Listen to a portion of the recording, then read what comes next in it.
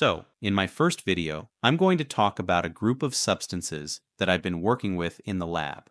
Ionic liquids contain only ions, and this is their main difference from water and similar common solvents. Ionic liquids can also include salt melts. For example, at 2000 degrees Fahrenheit, a sodium chloride melt is an ionic liquid. The term ionic liquid usually refer to organic salts that are liquid at temperatures below the boiling point of water. Here is a list of important and useful properties of ionic liquid.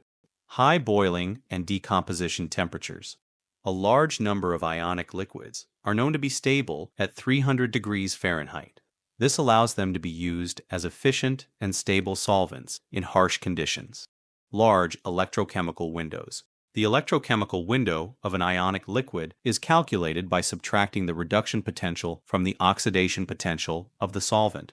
For example, water has this number of approximately 1.2 volts. In some ionic liquids, this value goes up to 6 volts, meaning that almost any redox process can be carried out in them. Most ionic liquids are environmentally friendly and non-flammable, so they are being actively implemented in various industrial sectors. For example, there is research on the use of ionic liquids in batteries, as well as for the processing of wood. Some ionic liquids dissolve most substances, but do not have the negative features of water and other universal solvents. The negative features of ionic liquids include high cost of pure compounds.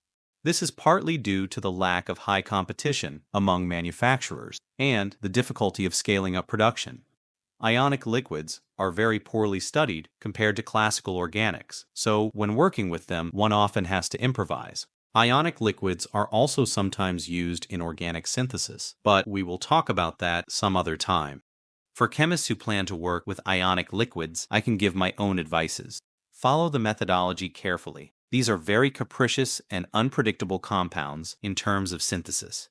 Try to keep water out of the product and generally use a minimum of solvents. Most ionic liquids are difficult to purify from solvents, especially the hard to volatile ones.